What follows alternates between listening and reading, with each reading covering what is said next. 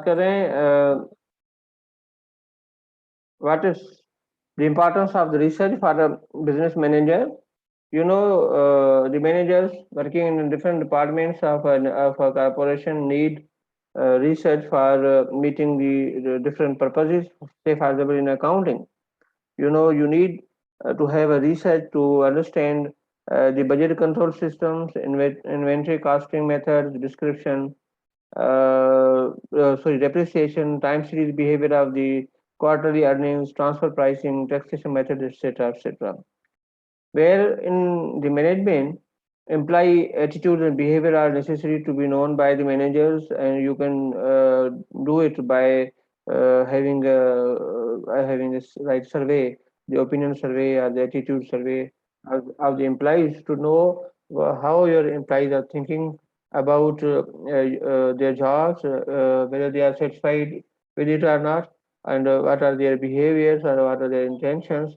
Impact of changing demographics on the management practices and production, operations management, etc., etc.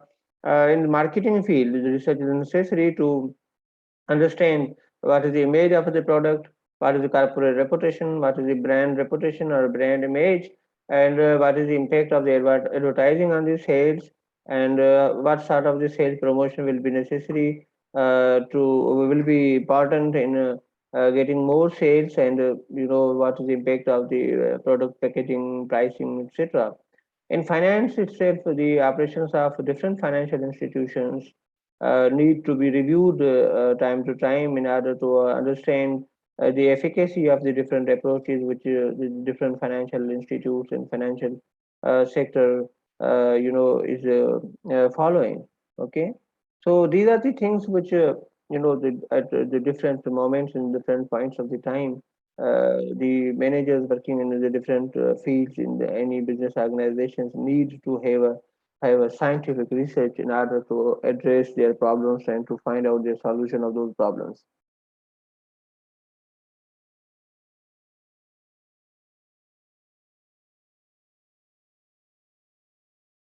So, okay, the nature of the business and management research.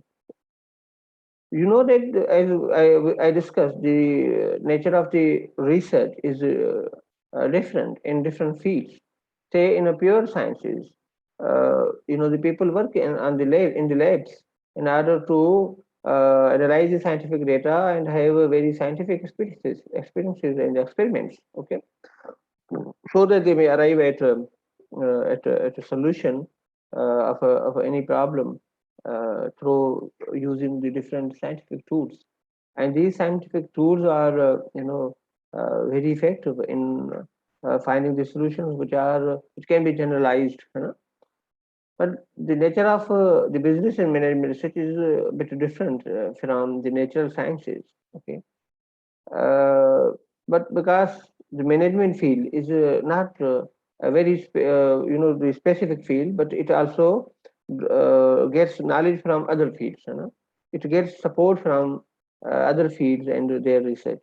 Okay, say for example, it also gets support from the psychology, because whenever you are managing the people and understanding the attitude and the behavior of the people, the psychology provides the basis for the knowledge to understand the people's emotions, attitudes, behaviors, and perceptions, etc. Okay, so how a person deals with other people and in the organization, and how the culture have an impact on the environment of the organization. So this information is received from the social psychology and the other spheres.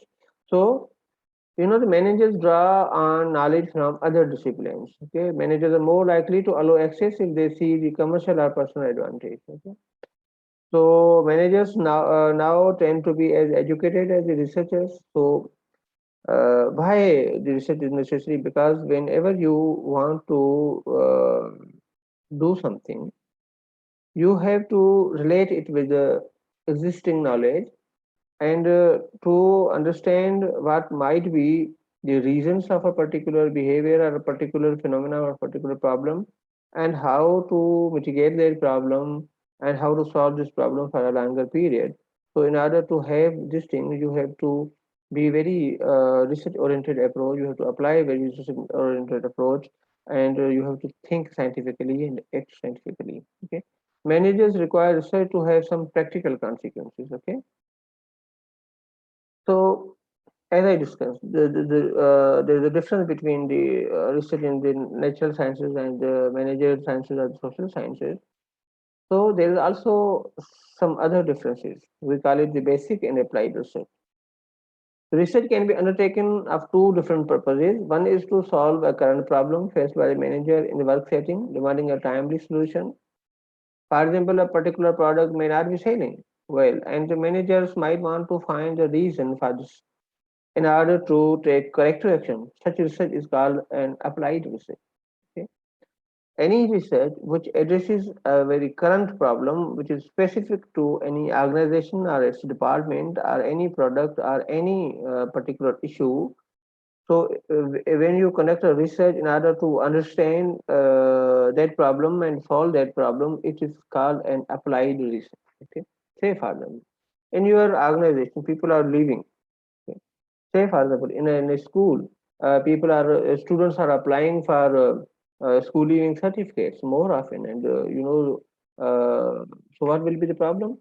इसका मतलब ये हुआ कि आपसे तो student चले जा रहे हैं, तो आपको तो फिर ये तो एक प्रॉब्लम है, आपको आइडेंटिफाई करना पड़ेगा तो what are the basis of this problem and what are the causes of this problem and how to mitigate it. तो उसके लिए आपको फिर क्या करना पड़ेगा? डेफिनेटली आप स्टूडेंट से भी बात करेंगे, उनके पेरेंट्स से बात करेंगे, आप टीचर्स से बात करेंगे। आप देखेंगे कि लोकेट करेंगे इश्यू कहाँ पे आ रहा है, मैनेजमेंट में इश्यू है, टीचिंग में इश्यू है, एनवायरनमेंट में इश्यू है, या कोई एडमिनिस्ट्रेटिव प्रॉब्लम है, क्या प्रॉब्लम है, या आपके कॉम्पिटिटर्स को बेहतर काम कर रहे हैं, आपकी फीस स्ट्रक्चर ज़्यादा है, आपका टीचर्स की एटीट्यूड ठीक नहीं है, या आपकी जो है वो टीचर्स की वो नहीं है, या टीचर चले जाएंगे गए उसकी वजह से स्टूडेंट जा रहे हैं। तो प्रॉब्लम क्या है उस स्कूल के लिए? तो अब वो स्कूल जो है जब उस प्रॉब्लम को सॉल्व करने के लिए रिसर्च करेगा, डेटा कलेक्ट करेगा, उसको एनालाइज करेगा, एक रिपोर्ट तैयार करेगा, तो उसको हम क्या कहेंगे? Applied research. ठीक है। एक रिसर्च होती है जो कि नॉलेज क्रिएट करती है। क्या करती है? नॉलेज क्रिएट करती है, और उसमें आप प्रॉब्लम्स को, उनके लिंकेजेस को आइडेंटिफाई करते हैं, तो उसको या बेसिक, फंडामेंटल या प्योर रिसर्च कहा जाता है। ठीक है, तीन इसके नाम होते हैं: बेसिक रिसर्च या फंडामेंटल रिसर्च या प्योर रिसर्च। ठीक है, उसमें आप नॉलेज क्रिएट करते हैं।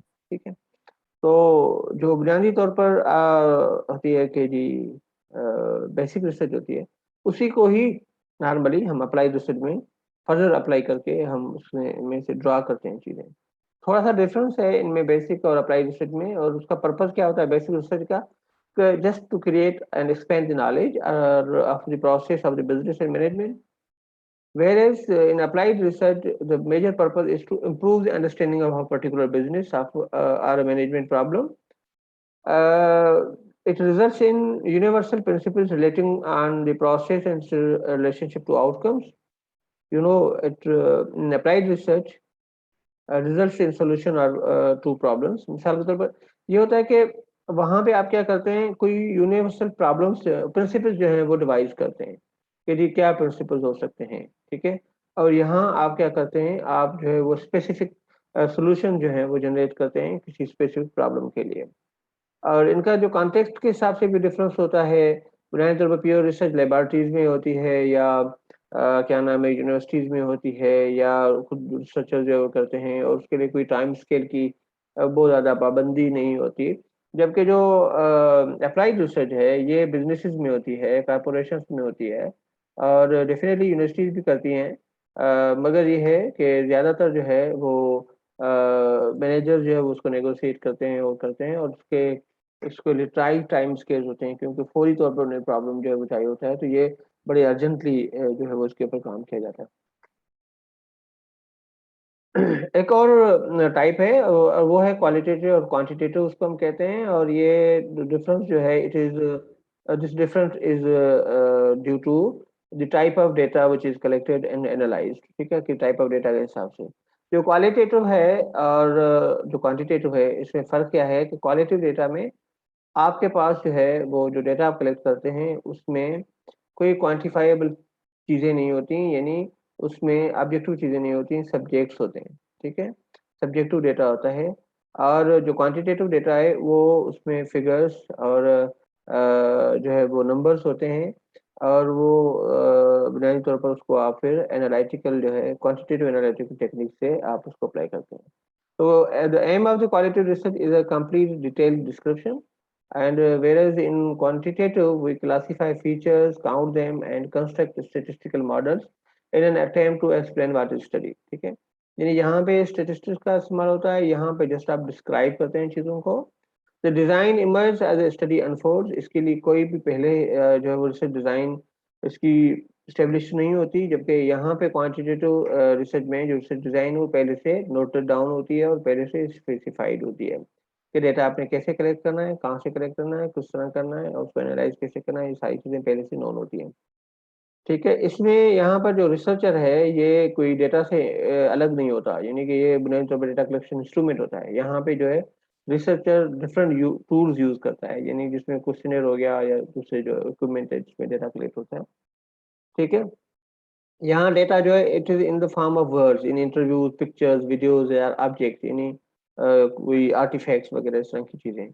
ठीक है, यहाँ डेटा जो है वो नंबर्स में होती है, स्टेटिस्टिक्स में होती है। ठीक है, मिसाल के तौर पर अगर आप किसी का इंटरव्यू करते हैं तो वो वहाँ पे आपको हर बंदा मतलब एक ओपिनियन देगा और डिफरेंट किस्म के ओपिनियंस देगा, तो उसमें उसको आप क्वालिटेटिव रिसर्च कहते हैं। और जो जब आप क्वेश्चनेयर देते हैं, एक स्टैंडर्ड क्वेश्चनेयर जो है वो किसी को देते हैं, और वहाँ पे लोग जो वहाँ पे जो रिस्पांस है उसको भी आप क्वांटिफाई कर लेते हैं, यानी मिसाल के तौर पर स्ट्रांगली एग्री, डिसएग्री या इस तरह के कुछ लिकर्ट स्केल या कोई स्केल्स यूज करते हैं, तो फिर उसको हम क्वांटिटेटिव स्टडी कहते हैं। ठीक है, तो यहाँ पे एक चीज ये है कि जो क्वालिटेटिव स्टडी है वो काफी रिच और टाइम कंज्यूमिंग होती है और उसको जनरलाइज नहीं किया जा सकता, और क्वांटिटेटिव स्टडी में आप बहुत ज़्यादा लोगों से डेटा कलेक्ट कर सकते हैं और लिमिटेड टाइम पीरियड में, और उसमें जो है आप जो है वो कर सकते हैं, क्या नाम है, उसको हाइपोथेसिस भी बनाकर उसको आप उनको क्वांटिफाई करके चेक कर सकते हैं, तो आपका हाइपोथेसिस अप्रूव हुए नहीं हुए। मगर एक प्रॉब्लम ये होती है कि उसमें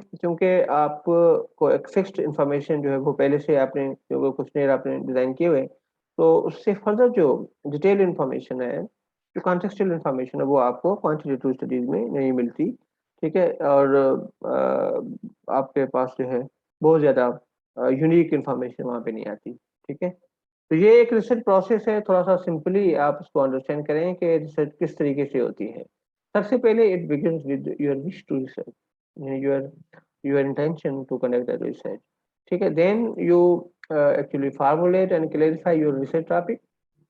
ठीक है, you identify what should be your broad area and where you have to conduct a research. Okay, uh, then you have to critically review the established literature which is already published in the form of journal papers or books or any other magazines or periodicals or etc. So you definitely review the literature. Then you understand your philosophy and approach, we will be discussing in different chapters. Then you formulate your research design and then negotiate the access and address the ethical issues. Then you basically plan your data collection and collect data using one or more of the following. Say for example, you do sampling. ठीक है, sampling स्ट्रेटीज आप अगर quantitative study कर रहे हैं तो आपको sampling आपने करनी है, क्वालिटेटिव में भी सैम्पलिंग करनी पड़ती है कि कितने लोगों से आपने डेटा लेना है और किस तरीके से उन तक अपने अप्रोच करना है। तो आपने भी देखना है कि आपने सेकेंडरी डेटा लेना है या ऑब्जर्वेशन करनी है या सेमी स्ट्रक्चर्ड इन-डेप्थ इंटरव्यूज करने हैं या क्वेश्चनेयर आपने करने हैं, तो ये सारी चीजें इनमें से कोई एक चीज या एक दो चीजें आप जो है वो सॉरी यहाँ पे सिलेक्ट कर सकते हैं। उसके बाद फिर जो मरहला आता है वो एनालिसिस का आता है कि उसमें दो तरीके हैं, क्वांटिटेटिव मेथड्स के और क्वालिटेटिव मेथड्स के। फिर आप अपनी प्रोजेक्ट रिपोर्ट जो है वो डेवलप करते हैं और अपनी प्रेजेंटेशन डेवलप करते हैं और फिर आप अपनी प्रोजेक्ट रिपोर्ट को सबमिट करते हैं। तो ये एक रिसर्च प्रोसेस है जो कि उमेश सेकरान की बुक में दिया हुआ है, सॉरी मार्क सैंडर्स की बुक में दिया हुआ है, और ये बुक वगैरह मैं आपसे शेयर करूंगा, आप जरा देख लीजिएगा। ये है उमेश सेकरान का प्रोसेस। यहाँ पे भी वही चीजें हैं मगर सिंपली थोड़ा सा और ज्यादा सिंपल तरीके से एक्सप्लेन की हुई है। वो ये है कि you begin from your observation और identifying your broad area of research interest which is identified at first stage. ठीक है, यानी जिस तरह आपने कहा, एक ने कहा मैं एचआर में चेक करना चाहता हूँ कि कंपनसेशन के क्या इम्पैक्ट हैं, लोगों के ऊपर और किस तरीके से जो है वो चीज़ें बढ़ रही हैं, और या मिसाल के तौर पर महंगाई के हिसाब से लोगों की वो लोग क्या समझते हैं कि इनके जो सैलरी और बेनिफिट्स मिल रहे हैं वो ठीक है, नहीं है, जस्टिफाइड है, अनजस्टिफाइड है। तो मैं कंपनसेशन के ऊपर बात करना चाहता हूँ। फिर जब आप उसके ऊपर बात करेंगे, ये आपका ब्रॉड एरिया होगा कि एचआर। फिर आप उसको आपने शॉर्टलिस्ट किया कि जी कंपनसेशन। कंपनसेशन में फिर जब आप मॉडल डेवलप करेंगे तो आप देखेंगे जी थ्योरी क्या है, ये वो। तो फर्स्ट जो चीज़ है वो है आपका ब्रॉड एरिया आइडेंटिफाई करने की, ठीक है। तो इस तरीके से आप जो है फिर फर्दर उसकी प्रॉब्लमेटाइजेशन की तरफ जाएंगे। तो पहला काम होता है आप अपना ब्रॉड एरिया आइडेंटिफाई करें। फिर आप क्या करते हैं, कुछ प्रिलिमिनरी डेटा गैदरिंग करते हैं। और प्रिलिमिनरी डेटा गैदरिंग जो है उसमें आप दो काम कर सकते हैं, या तो आप इंटरव्यू करें, बल्कि तीन कर सकते हैं। एक तो या तो आप लोगों के इंटरव्यू करें, या आप लिटरेचर सर्वे करें। मिसाल के तौर पर आपने एचआर में कंपनसेशन की बात की है, तो ये तो आपको पास एक आइडिया आया है मिसाल के तौर पर किसी तरीके से, तो फिर आप उसमें क्या करते हैं कि या तो आप लिटरेचर को सर्च करें कि वाकई कोई इसको लोगों ने आइडेंटिफाई किया हुआ एज ए प्रॉब्लम, या कोई चीज़, या उसमें से कौन सी थ्योरीज अप्लाई कर सकते हैं। थोड़ी सी आपको लिटरेचर पढ़ने से आपको आइडेंटिफाई हो जाएगा। फिर या तो आप देखें कि जो आपके किसी इदारे में जिसमें आपने इसमें रिसर्च करनी हो, तो उसके जो रिलेटेड लोग हैं उनसे एक दो से मिल लेते हैं, आप उनका इंटरव्यू कर लेते हैं। आपको उनका अंदाजा हो जाता है जी कि हम इतने सैलरी ले रहे हैं, हमारे लिए इतने प्रॉब्लम्स हैं, ये वो। तो लोग आपको आइडिया बताएंगे कि जी क्या क्या चीज़ें हैं। या वो अपना प्रॉब्लम आप कुछ लोगों से, रिलेटेड लोगों से चेक कर सकते हैं। तीसरा ये है कि उस एरिया में, फील्ड में जो एक्सपर्ट्स काम कर रहे हैं उनसे भी मिलकर आप इस मामले में डिस्कस कर सकते हैं कि मैं इस एरिया पे काम करना चाहता हूँ, कैसा रहेगा, और किस तरीके से उसको रिफाइन करते हैं। तो ये दोनों चीजें जो हैं ये आप अपने प्रॉब्लम को रिफाइन करने के पहले पहले आता है उसको डिफाइन करना, फिर आता है रिफाइन करना। तो डिफाइन करने के बाद रिफाइन करने के मरहले में आप आते हैं, तो फिर जब आप ये कर लेते हैं तो फिर आपके पास एक एग्जैक्ट प्रॉब्लम की आइडेंटिफिकेशन हो जाती है। आप अंदाजा कर लेते हैं कि आपका ओवरऑल रिसर्च प्रॉब्लम क्या है, ठीक है। First thing is to identify a research problem. जब रिसर्च प्रॉब्लम को आइडेंटिफाई कर लेते हैं, और ये भी आपका जो रिसर्च प्रॉब्लम है को कोई आप ये समझिए कि 100% आइडेंटिफाई नहीं होता। फिर आप उसके लिए क्या करते हैं, जब आप क्रिटिकल रिव्यू करते हैं, लिटरेचर रिव्यू करते हैं, तो उसमें फिर आप हो सकता है कि अपने प्रॉब्लम को थोड़ा बहुत आप अपडेट कर लें। मगर ज्यादातर आपको काम प्रिलिमिनरी लिटरेचर रिव्यू और इंटरव्यू से हो जाना है, ठीक है। क्रिटिकल लिटरेचर रिव्यू क्या है, लिटरेचर किसको कहते हैं? लिटरेचर कहते हैं कि जो वो ही आर्टिकल जो पहले से पब्लिश्ड हो, और डिफरेंट किस्म के हम आगे पढ़ेंगे कि कौन कौन सी चीजें हैं जो कि उसको आप लिटरेचर कहते हैं, ठीक है। और इसके लिए फिर आप दो जो है वो करते हैं, अप्रोचेज अप्लाई करते हैं। इसमें हम कहते हैं डिडक्शन अप्रोच, ठीक है। तो डिडक्शन में आप क्या कहते हैं कि थ्योरेटिकल फ्रेमवर्क आप आइडेंटिफाई करते हैं, यानी आप लिटरेचर रिव्यू करने के बाद आपने एक रिड्यूस किया, एक थ्योरेटिकल फ्रेमवर्क आइडेंटिफाई किया। थ्योरेटिकल फ्रेमवर्क में आपने चंद जो है वेरिएबल्स आपने आइडेंटिफाई किए, उनके दरमियान में लिंकेज आइडेंटिफाई किए। उनको थ्योरी कौन सी आपस में मिला रही है, उसको एक्सप्लेन कर रही है, और उसको आपने आइडेंटिफाई किया। यानी आपने क्लियरली अपने अपने फ्रेमवर्क के वेरिएबल्स और उनका जो लेबलिंग है वो की है, आइडेंटिफाई किए हैं, थ्योरी को आइडेंटिफाई किया है। और फिर आप उस थ्योरी को आइडेंटिफाई करने के बाद जो सिक्स स्टेज है उसमें आप एग्जैक्टली अपने हाइपोथेसिस को लिखते हैं। कि आप मिसाल के तौर पर अब जो आप फ्रेमवर्क आइडेंटिफाई करेंगे, कुछ वेरिएबल ऐसे हैं जिनको हम कहते हैं इंडिपेंडेंट वेरिएबल, कुछ को हम कहते हैं डिपेंडेंट वेरिएबल। इंडिपेंडेंट वेरिएबल वो है जिसको आप मैनिपुलेट करते हैं, यानी उसको आप जो है उसमें कोई नहीं तब्दीली लाते हैं, तो दूसरा वेरिएबल जो है वो चेंज हो जाता है। यानी कि डिपेंडेंट वेरिएबल में तब्दीली आती है आपके इंडिपेंडेंट वेरिएबल की वजह से। मिसाल के तौर पर एक बच्चा जो है उसकी पढ़ाई बेहतर होगी तब होगी जब वो क्या करेगा, ज्यादा स्टडी करेगा, या टीचर को ज्यादा टाइम देगा, या टीचर से ज्यादा पढ़ेगा, या अपनी सेल्फ स्टडी करेगा, या अपने यूट्यूब का जो चैनल्स हैं जिन जिन पे वो लेक्चर मौजूद है उनको स्टडी करेगा। तो ये सारी चीजें जो है इंडिपेंडेंट वेरिएबल है। उनका अमाउंट जो है वो उसके ऊपर असरअंदाज होगा उसकी क्वालिटी के ऊपर। या जिस तरीके से बच्चों के साथ सोशल अपना स्लीप प्रॉब्लम्स होते हैं, क्यों होते हैं जी? स्लीप प्रॉब्लम हो सकता है कि वो सोशल मीडिया ज्यादा यूज करते हैं, या एडिक्शन करते हैं, या इंटरनेट एडिक्शन है।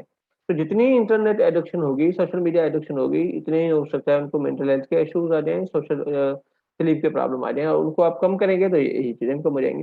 तो इस तरीके से वेरिएबल्स का आपस में एक लिंक होता है, एक जो है दूसरे के ऊपर डिपेंडेंट होता है, ठीक है। तो ये इंडिपेंडेंट और डिपेंडेंट वेरिएबल है, मगर उसके बीच में भी कुछ ऐसे वेरिएबल हैं जो या तो उन दोनों को फैसिलिटेट करते हैं, ठीक है।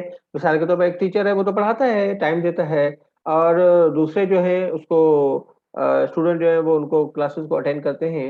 मगर बात यह है कि स्टूडेंट का जो इंटरेस्ट है, उसके जो ऑब्जेक्टिव्स हैं, वो उसको क्या करेंगे, क्या नाम है, फैसिलिटेट करेंगे। मिसाल के तौर पर मैं पढ़ाता तो हूँ, मगर मेरा पढ़ाने से जो है वो आपकी ओवरऑल लर्निंग तब होगी जब आपके अंदर वो मोटिवेशन भी डेवलप हो ना।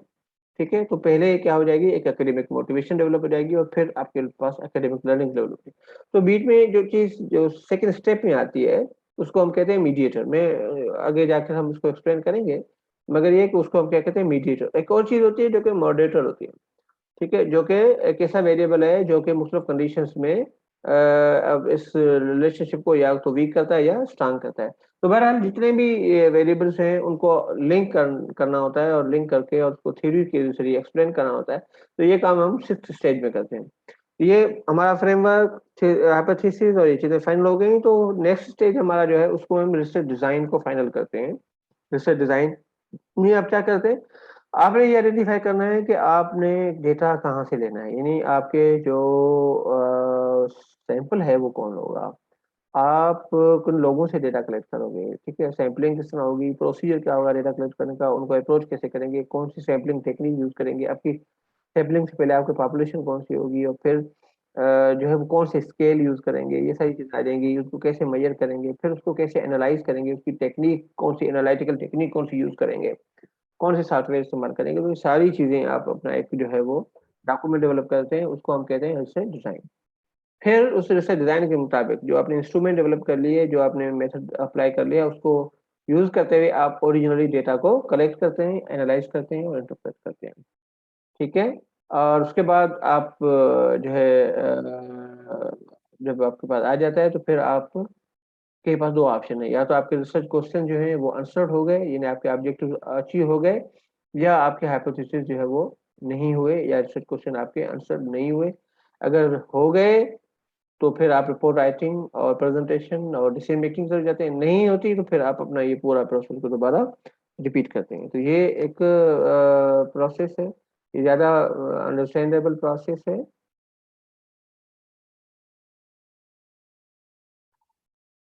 चले, यहाँ तक किसी को कोई प्रॉब्लम है तो पूछ सकता है।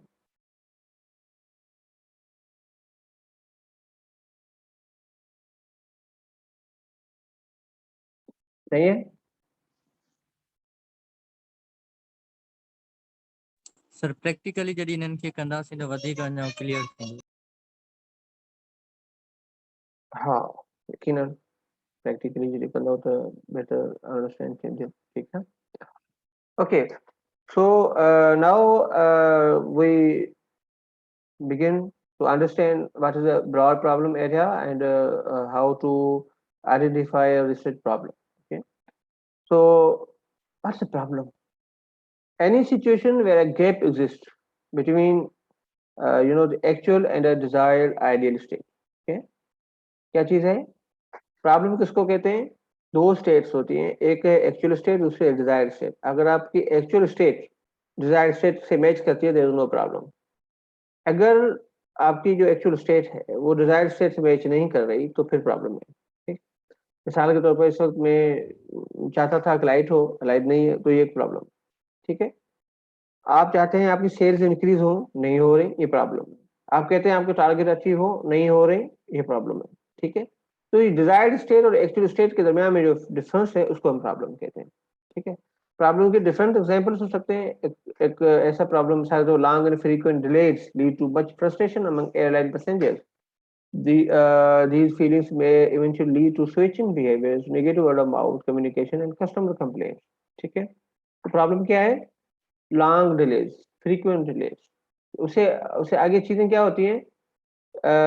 लाजमी है एयरलाइन पैसेंजर्स, अगर एयरलाइन इंडस्ट्री में आप देखें कि एयरलाइन जो है वो टाइम पे नहीं आती हैं और ये डिले हो जाती हैं, तो फिर क्या होगा? लोग जो है उस एयरलाइन को छोड़ के दूसरी की तरफ जाएंगे, और उसके बारे में एक negative word of mouth develop होगा, और कस्टमर जो है वो कंप्लेन करेंगे। हो सकता है कि कस्टमर जो है वो क्या नाम है, रीइंबर्समेंट के लिए भी बात करें, और रिफंड के लिए भी अप्लाई करें, और टिकट जो है रिटर्न करें, या इस तरह की चीजें करते हैं। ठीक है। फिर दूसरा एक प्रॉब्लम हो सकता है कि मिसाल आपका स्टाफ जो है टर्नओवर उसका ज्यादा है, यानी लोग लीव कर रहे हैं, छोड़ रहे हैं। एक तो नॉर्मल होता है ना कि लोग छोड़ते हैं, जाते हैं, आते जाते रहते हैं, ये तो ज्यादा होता है। मगर एक रेशो बढ़ जाए तो जो एक्सपेक्टेड रेशियो से ज़्यादा आपका जो है वो टर्नओवर हो, तो फिर आपके लिए प्रॉब्लम है। आप अंडरस्टैंड कर सकते हैं कि क्यों लोग छोड़ के जा रहे हैं। और मिसाल के तौर पर current instrument for assessment of potential employ for management position imperfect sometime, ये हमारा अलग ही प्योर साइंटिफिक स्टडीज का होता है कि जी अगर हम असेसमेंट करें या कोई परफॉर्मेंस अप्रेजल टूल आप यूज करें, वो आपके लिए जो है वो प्रॉब्लमेटिक है, सही नमूने से उसके जो रिजल्ट्स नहीं आ रहे हैं, तो उसको आप वो करना चाहते हैं, या minority group member in organisation are advancing in their careers, या कोई इस तरह की प्रॉब्लम है वुमेन के हवाले से या डाइवर्सिटी की मैनेजमेंट के हवाले से। ठीक है, तो ये कुछ प्रॉब्लम्स के हो सकते हैं, मगर अब अगर आप देखें प्रॉब्लम आइडेंटिफिकेशन को, अगर हम देखते हैं तो there are 3 steps of problem identification. First, identification of the broad management problem, step 2 preliminary research, step 3 definition of a research problem। ठीक है, तो जो फर्स्ट स्टेप है वो क्या है कि आप ये कहेंगे identification of broad management area. तो ब्रॉड मैनेजमेंट एरिया क्या होगा कि आप ये देखें कि बुनियादी तौर पर जो है आप किस एरिया में काम करना चाहते हैं, किस उसमें, तो ये आपको पहले करना पड़ेगा। और फिर आप क्या करेंगे, प्रिलिमिनरी इंफॉर्मेशन को गैदर करेंगे। तो nature of information needed to be gather क्या है, background information of the problem. ठीक है, कि बुनियादी तौर पर वो प्रॉब्लम है क्या, क्यों है, कैसे है, ये आपने अंदाजा करना है। फिर उसके ऊपर कितनी नॉलेज पहले से मौजूद है, आया आप जो है इस प्रॉब्लम को एग्जिस्टिंग नॉलेज से हासिल कर सकते हैं या आपको रिसर्च करना पड़ेगी। मिसाल के तौर पर हो सकता है कि कभी-कभी ऐसी चीजें हों जो कि एग्जिस्टिंग नॉलेज से ही आपको जो है वो उसका सॉल्यूशन मिल जाए। अदरवाइज आप जो है उसके लिए रिसर्च भी कर सकते हैं, क्योंकि हर प्रॉब्लम के लिए रिसर्च नहीं की जाती, बाज़ औक़ात उसके लिए पहले से ही चीजें मौजूद होती हैं। तो यहाँ पे आप जब करेंगे जी कि प्रॉब्लम क्यों है, व्हाई दिस रिसर्च, तो स्टेप 1 में आप क्या कर सकते हैं कि आप जॉब रिसर्च कर सकते हैं, इंटरेस्ट चेक कर सकते हैं, हॉट टॉपिक्स जो है वो चेक कर सकते हैं, या दूसरी चीज़ें कर सकते हैं। मिसाल के तौर पर आप चेक करें कि जी ओवरऑल के जो है क्या लोगों के इंटरेस्ट हैं, आपके अपने इंटरेस्ट क्या हैं, ठीक है? और आपके एरिया के अंदर क्या हॉट टॉपिक्स चल रहे हैं। मिसाल आप अगर ये जस्ट गूगल करें ना, what are the hot topics of the HRM, या what are the hot topics of the management, तो आपको अंदाजा हो जाएगा कि मैनेजमेंट के मार्केटिंग के अंदर क्या-क्या टॉपिक्स चल रहे हैं। इस वक़्त जिस तरह आपने मार्केटिंग की बात की, डिजिटल मार्केटिंग की बात की, एचआरएम के अंदर क्या है देखिए, कन्वर्सेशन के हवाले से आ रहे हैं, फाइनेंस के अंदर किस किस्म के इश्यूज़ की बात हो रही है। तो ये ज़रा आपको गूगल से भी अंदाज़ा हो जाता है कि क्या ओवरऑल मेजर जो है वो इश्यूज़ जो है डिस्कस हो रहे हैं। जो सेकंड स्टेप है उसमें हम कहते हैं लिटरेचर रिव्यू करना, ठीक है? कि उसके लिए थोड़ी प्रिलिमिनरी डेटा आप जो है वो कलेक्ट कर सकते हैं। जो लिटरेचर रिव्यू है, इसमें क्या करते हैं आप कि इसमें हम पहले से जो इम्पोर्टेंट वेरिएबल्स हैं, आप उसमें से चेक करें कि आपका जो गुड लिटरेचर सर्वे है उसमें वो सारे एरिया को चेक करें, कोई मेजर वेरिएबल्स को आप छोड़ ना दें, ठीक है? और it also helps the development of the theoretical framework and hypothesis for testing.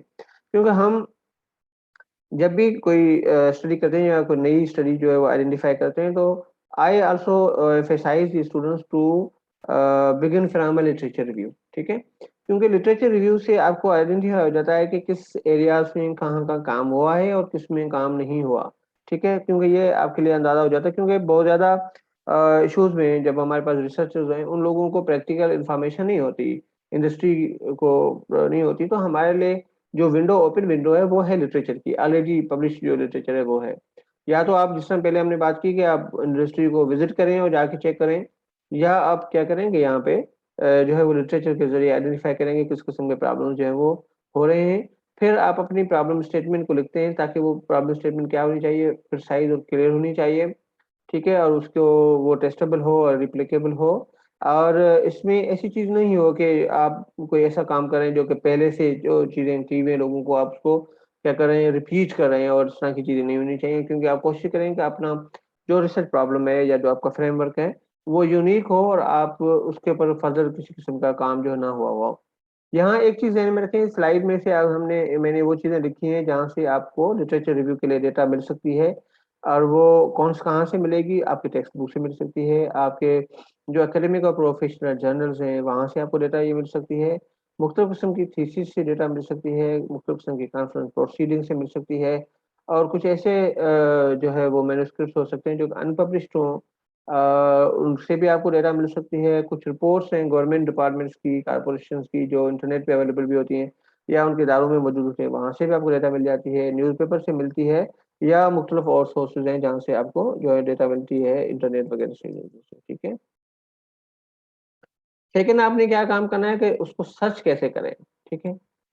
यहाँ पे लोग पूछते हैं जी कि मुझे नहीं मिल रहा ना, कहाँ से हम सर्च करें? तो सर्च करने के लिए आप क्या करें कि कुछ लाइब्रेरीज ऐसी होती हैं जिनके पास इलेक्ट्रॉनिक सोर्सेज होते हैं, जिस तरह इलेक्ट्रॉनिक जर्नल्स हैं, फुल टेक्स्ट डेटाबेसेस होती हैं, और या बिब्लियोग्राफिक डेटाबेस होते हैं, या एब्स्ट्रैक्ट डेटाबेस होते हैं, जो कि इलेक्ट्रॉनिक उनके डेटाबेसेस जो है वो डेवलप हुए होते हैं। वहाँ से आप लोग जो है वो सर्च कर सकते हैं, या आप नए तौर पर इंटरनेट से भी सर्च कर सकते हैं। इंटरनेट पे आप गूगल स्कॉलर से सर्च कर सकते हैं, या मुख्तलिफ किस्म के जो पब्लिशर्स हैं उनको उनकी वेबसाइट्स पे जाकर आप सर्च कर सकते हैं। मैं आपको प्रैक्टिकली भी करके दूंगा कि आप किस तरीके से जो है वो डेटा हम सर्च कर सकते हैं।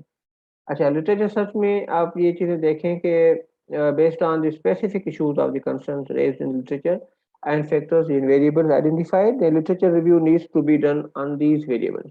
Make sure that identified published or unpublished papers are available, okay, or can have access to them, the topic of interest, you must gather the data which is relevant, and you must be ready to write the literature section after finishing this step, okay. Literature के लिए अगर आप databases की यहाँ पे एक list मैंने दी हुई है कि मुख्तलिफ किस्म की थीसिस यहाँ पे अवेलेबल है, ठीक है। लिंक पे आप जाएंगे तो मुख्तलिफ किस्म की थीसिस यहाँ पे मौजूद होती हैं। आप यहाँ पे मुख्तलिफ किस्म की जो डेटा है वो ले सकते हैं। ये एक लिंक है जहाँ पे हायर एजुकेशन कमीशन के डेटा मौजूद हैं, थीसिस मौजूद हैं। ये जो कस्ट यूनिवर्सिटी है उसकी डेटा मौजूद है, मुख्तलिफ किस्म की एमफिल वगैरह की, और ये पीएचडी वगैरह की, ठीक है। ये कुछ बाहर की यूनिवर्सिटीज़ हैं उनके डेटा मौजूद हैं, ठीक है। और ये क्रॉस रेफरेंस का एक लिंक है, यहाँ पे आप कोई भी आर्टिकल जो है वो ढूंढ कर सकते हैं। यहाँ पे मिसाल के तौर पर या मैंने इनोवेटिव वर्क बिहेवियर का लिंक दिया हुआ है, तो आप वहाँ पे कोई भी कीवर्ड पुट करें और आपको बहुत ज़्यादा आर्टिकल मिल जाते हैं। मिसाल के तौर पर मैं यहाँ पे करके दिखाता हूँ आपको, नहीं आ रहा क्योंकि ये हम जूम पे लिंक है, तो यहाँ पे हाइपर लिंक जो है वो काम नहीं करे शायद। यहाँ पे ये एक है लाइव गाइड्स का, और ये कस्ट का भी अगर देखिए लिंक काम कर रहा है, हाँ कर रहा है, ठीक है। मुख्तलिफ किस्म के जो लिंक्स मौजूद होते हैं, ये देखें यहाँ पे लिंक जो है वो आइडेंटिफाई हो रहा है। यहाँ पे एमएस थीसिस मौजूद है, यहाँ काफ़ी सारी थीसिस पहले से मौजूद है, यहाँ से आप डाउनलोड कर सकते हैं, ठीक है। और यहाँ आप अंदाज़ा कर सकते हैं कि किस लेवल का काम जो है वो आप कर सकते हैं, किस लेवल का काम आपको यहाँ पे मिल जाता है, या किस किस्म की थीसिस होती हैं। और थीसिस के अलावा जो है कुछ डेटाबेसेस हैं, जिस तरह साइंस डायरेक्ट है, एल्सवियर है, एमरेल है, सेग है, विले है, टेलर फ्रांसिस है, साइक इन्फो है, वेब ऑफ साइंस है, स्कूपस है, और पबमेड एक्सेट्रा। ये कुछ डेटाबेसेस हैं, इनको आप गूगल करेंगे आपके पास वो डेटा आ जाएगा। मिसाल के तौर पर मैं साइंस डायरेक्ट की बात करता हूँ, तो यहाँ पे आप देखें साइंस डायरेक्ट क्या होता है, नजर आ रहा है, नहीं आ रहा, ये आपको नहीं आ रहा है ना ऐसे। एक मिनट।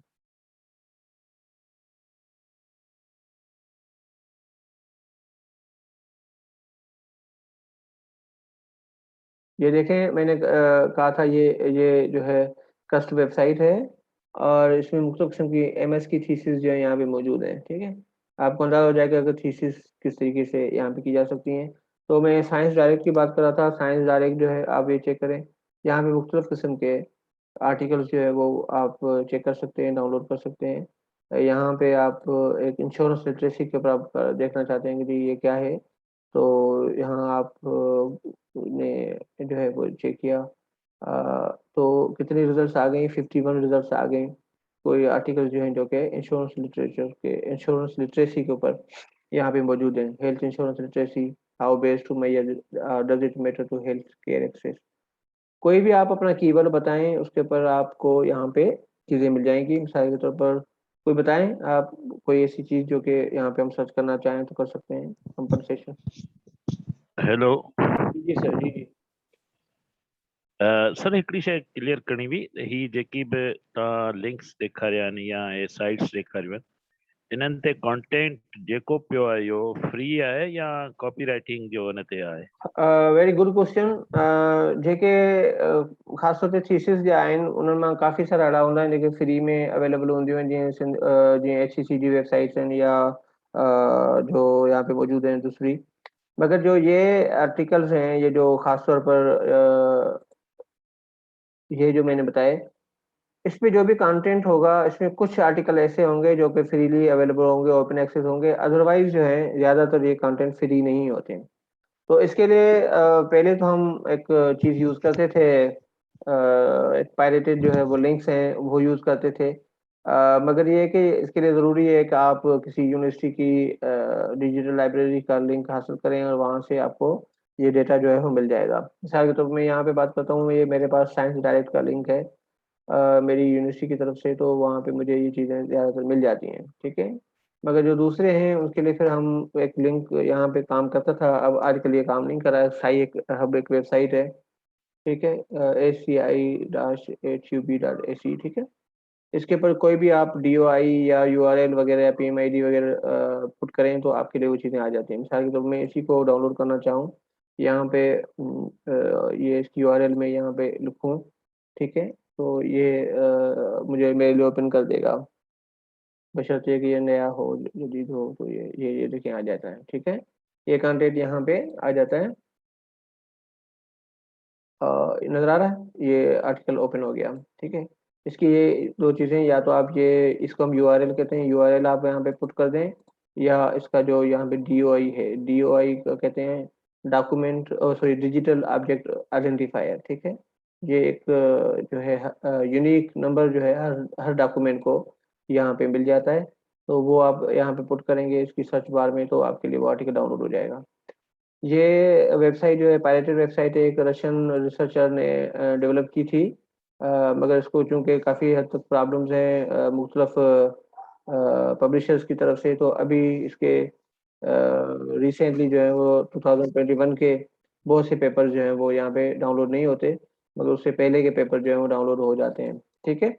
बहरहाल एक और भी है यहाँ पे, मैं शायद यहाँ पे मैंने इंक्लूड नहीं किया, हाँ, ठीक है। एक है लाइवजिन, यहाँ पे आपको काफ़ी सारी बुक्स जो है वो मिल जाती हैं फ्री में, ठीक है, नज़र आ रहा है। लाइब्रेरी जेनेसिस है, livegen.is कर सकते हैं आप। तो इस पे आप कोई भी बुक जो है यहाँ पे लिखेंगे तो बहुत ज़्यादा बुक्स वगैरह आपके लिए यहाँ पे फ्री में अवेलेबल होती हैं, मिल जाती है। ये भी पायरेटेड डेटाबेस है, इसी स्काई हब से लिंक्ड है। और यहाँ मिसाल के तौर पर मैं चेक करूँ जो मोनोग्राफ कोई मुझे मिल जाए, तो ये देखें यहाँ पे है काफ़ी सारे पीरियोडिक सॉल्यूशंस मोनोग्राफ वगैरह कोई हैं। ओके, ये यहाँ पे मोनोग्राफ मैंने सर्च किया तो इतनी सारी चीज़ें आ गई हैं, ठीक है। कोई भी बुक का नाम दे दें तो यहाँ पे ये बुक आपके लिए मिल जाती है। मिसाल के तौर पर मैं ऑर्गेनाइजेशनल बिहेवियर की बात करूँ, तो किसी ऑर्गेनाइजेशन बिहेवियर के ऊपर कोई मुझे बुक मिल जाती है, तो ये ऑर्गेनाइजेशन बिहेवियर के ऊपर काफ़ी सारी स्टडीज़ आ गई हैं, ठीक है। ये देखें ऑर्गेनाइजेशन बिहेवियर की बुक आ गई, आथर के हिसाब से भी आप चेक कर सकते हैं, और ये वो जनरली भी बहुत सी बुक्स इसमें आ जाती हैं। तो लाइब्रेरियन की वेबसाइट जो है, मतलब ये कुछ फ्री रिसोर्सेज भी हैं और कुछ सोर्सेज ऐसे होते हैं जो कि फ्री नहीं होते, और उनको आपने वो कंटेंट को आपने क्या करना है, सब्सक्राइब करना है, ठीक है। तो सेकंड जो प्रॉब्लम सेकंड स्टेज है वो है प्रॉब्लम स्टेटमेंट की, और उसमें आप जो है क्या नाम है लिखेंगे कि प्रॉब्लम क्या है बुनियादी तौर पर, ठीक है। और वो आप अपनी प्रॉब्लम स्टेटमेंट यहाँ